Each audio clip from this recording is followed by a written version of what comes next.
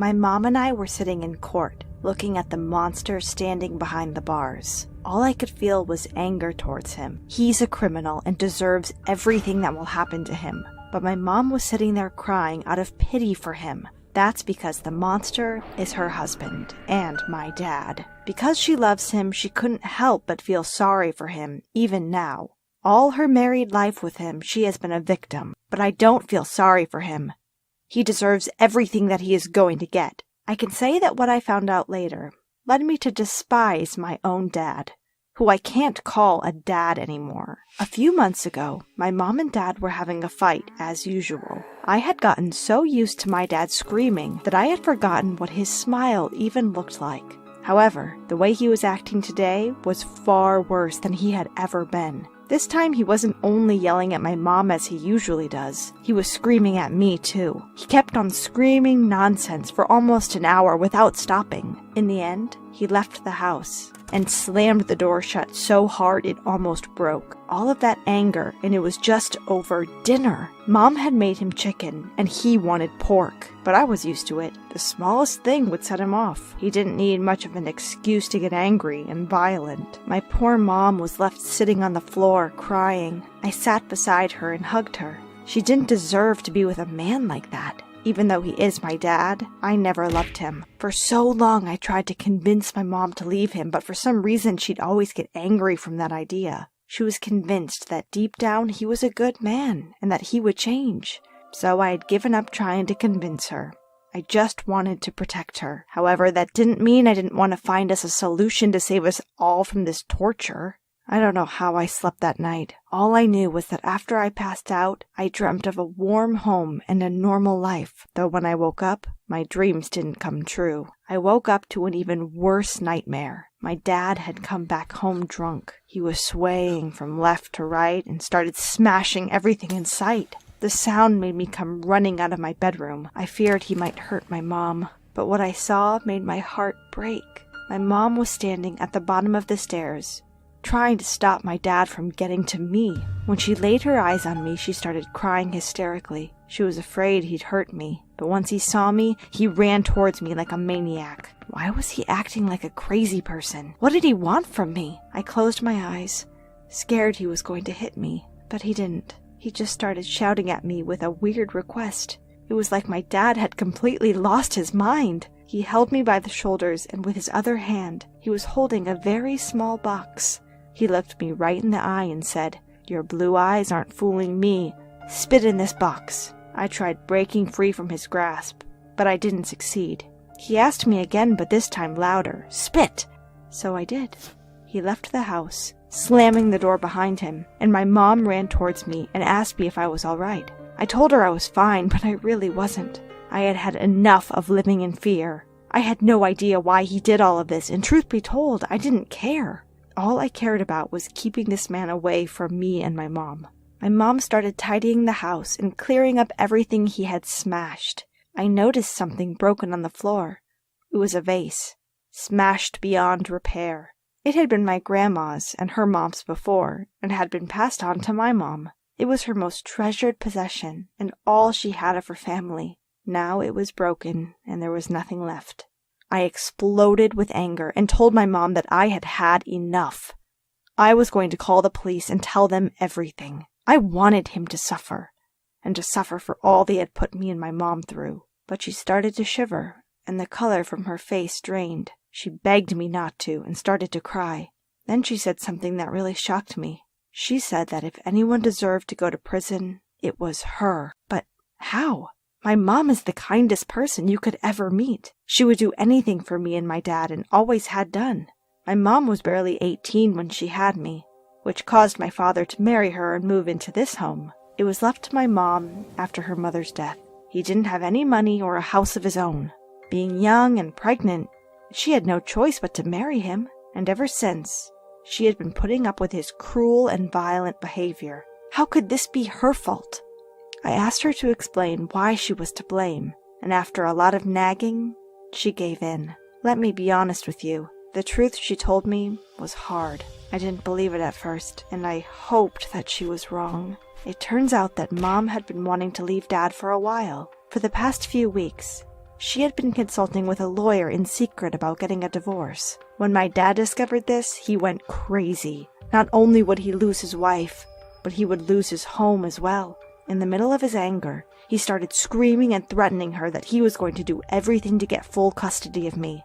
And he threatened that if he lost custody in the courts, he would kidnap me. I couldn't believe it when she told me. My own dad threatened to kidnap me. But then my mom told him something that had changed everything. She told him that I wasn't his biological daughter. She said that when she fell pregnant with me, she had been cheating on him with someone. It was so long ago she couldn't even remember his name. All these years, he believed that I was his daughter, but I never was. He didn't believe her at first, because my mom and I look nothing alike. It is true that I have her curly hair, but my blue eyes and fair skin are just like his. When he had found this out, he had stormed out of the house. Now it made sense that he had told me he wouldn't want to be fooled by my blue eyes, but I didn't understand why he had wanted me to spit in a box. She told me she didn't know either. I was supposed to be angry that my mom had kept this from me from all these years. But I wasn't. It was the opposite. I was relieved that I might not be related to the man after all. At least this way I wouldn't have to live with him. And if I wasn't his, he might not want to kidnap me either. The whole spitting thing was still stuck in my mind. I tried my best to make my mom relax. But on the inside, I wasn't calm at all. I was afraid of my dad's return. But that was the last we saw of that man. For the next month, he didn't return, even to get his belongings. During that month, I didn't ask my mom about the identity of my father. All I wanted was for the two of us to be left alone and to be happy. I don't remember my whole life spending a month so peaceful, but soon that ended. One night, while my mom and I were having dinner, we heard a loud banging at the door. The first thing that we thought was that it was my dad. We were afraid to open the door. If it really was my dad, then he was up to no good. I hid behind the kitchen door, clutching a saucepan, ready to defend myself. My mom was stood behind me trembling. It was silent for a while, and whoever was behind the door had gone. Then suddenly, we heard something crash at the door hard until it broke the locks, and someone entered the house. They came running toward us, and I lifted the saucepan up high before swinging it as hard as I could at their head. But it wasn't my dad. You won't believe who the poor guy was I ended up hitting. When I opened my eyes, I saw a police officer on the floor rubbing his head. The police were the ones knocking at the door. When they didn't get an answer, they had smashed in. The poor guy didn't know that there was a pan waiting for him on the other side of the door.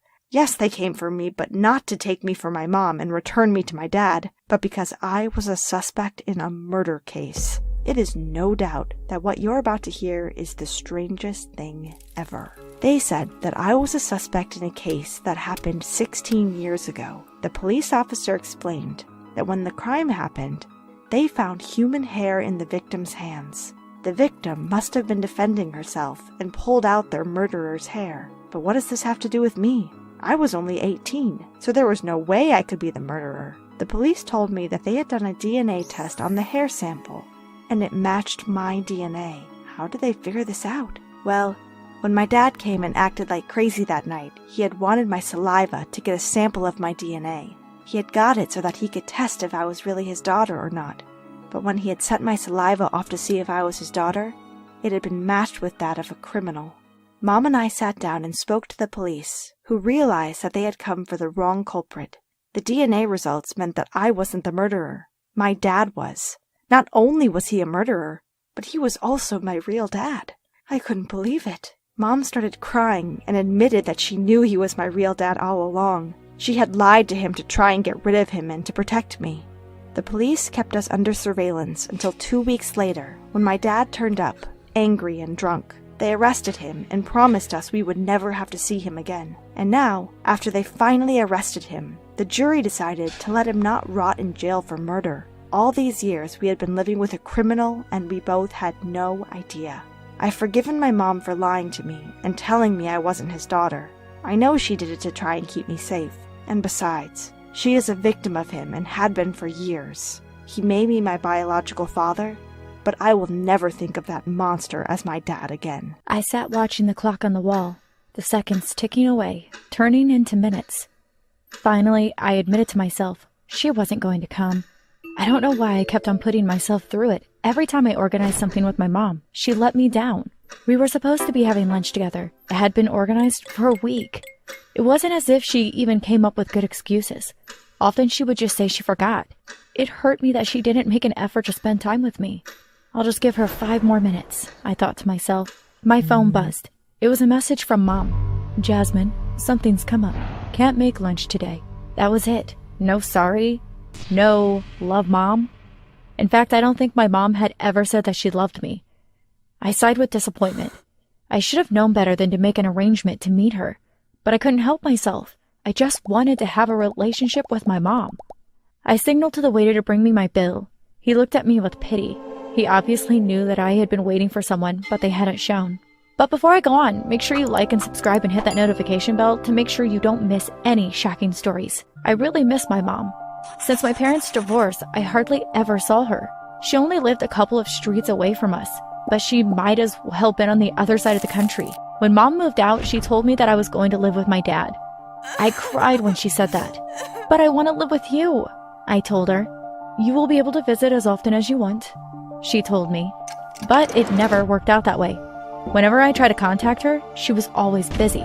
She never answered my calls and sometimes didn't even reply to my text messages. I knew that she was busy with her new life, but it hurt that she didn't have any time for me. I sometimes went weeks without hearing from her. Once, I thought I would just go to my mom's house and surprise her. It had been weeks since I had seen her, and I felt sure she would be pleased to see me. I put a few things in a bag and went over to my mom's house. When I got there, I knocked on the door. I expected her to be so happy to see me. But when she opened the door, instead of smiling at me, she started screaming at me. What are you doing here? Go home. Go back to your father.